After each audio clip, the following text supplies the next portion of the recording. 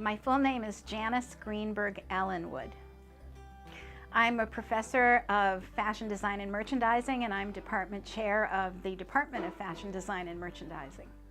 Like many other girls, when you are very small, you notice what people are wearing, and I used to draw from the time I was a toddler.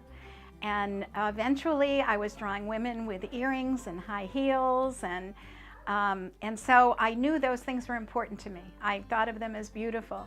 But I thought I would go into art, but by middle school, the guidance counselor asked us to write a paper on the career we would like, and I wrote about fashion design. A fascination with fashion makes the essential woman essential. But I still studied art, and then I majored in art education. And when I got out of school, I couldn't get a teaching job. I was part of the baby boomer generation, and everybody had the teaching jobs. So I just went back to the store that I used to work at on vacations from school.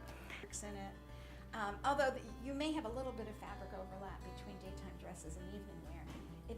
Generally speaking, the daytime dresses are not. Worked for the department store for 5 years.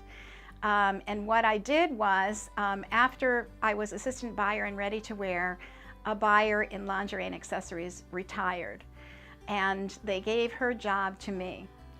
And then I got a little frustrated. I thought, I studied art, maybe I should be doing something in art or something else. And I heard of a job at a mall nearby, and it was to be director of publicity for that mall. And I went and I interviewed, and I was offered the job for a little bit more money than I was making, and I went back to the stores and I told them I was going to leave. And that same president said to me, "Give me a day to make you a better offer." And so I said, okay. And he came back and he said, "I will offer you the job of buyer for women's sportswear, and I will give you 1/3 of your income as a raise, and because I want to keep you." And I thought, wow, well, that sounds good. So I stayed at the store, but then something funny happened. I started to go to graduate school in clothing and textiles. And a college nearby called the graduate school and they said, "We need somebody to teach fashion." And they recommended me. So for a while, I was a buyer of sportswear, a visual presentation director, an adjunct faculty member at the school, and a graduate student. And I said, something's got to give here. I can't do it all. And I decided to stay with graduate school and teaching. And so I went back to that president and I said, "I have to leave. I want to be a teacher."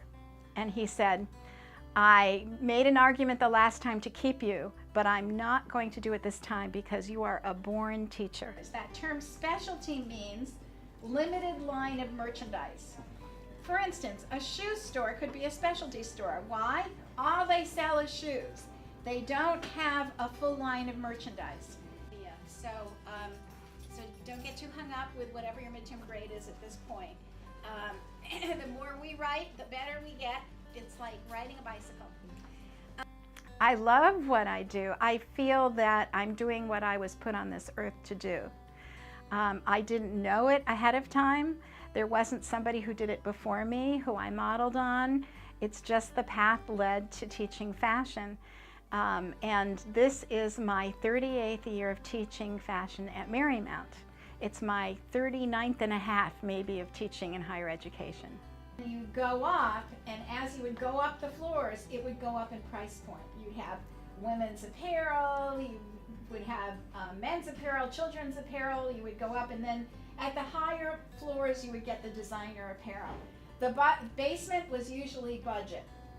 I work with my students on their creativity. Where can they look to find a brand new idea, something that hasn't been done? And on that day, I had asked the students to bring in some source of inspiration.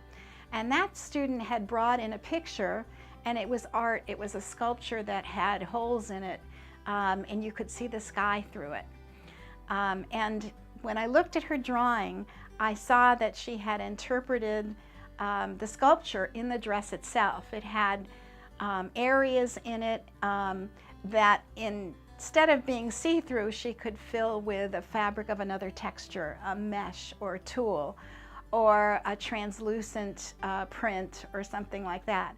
So I thought she had a new original idea, and she'd interpreted the form of the sculpture very well. But I love the way you've transferred this from your source of inspiration. Yeah. To me, you're very creative, and you're seeing in a little different way than everybody else, and that's a compliment. That's a good thing. Okay? I tell the students that we are invested in their learning as professors because we are investing in their future success.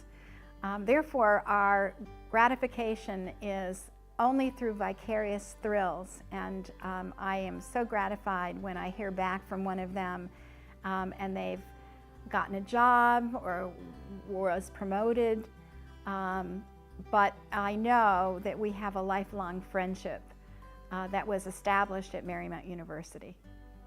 I hope for the future that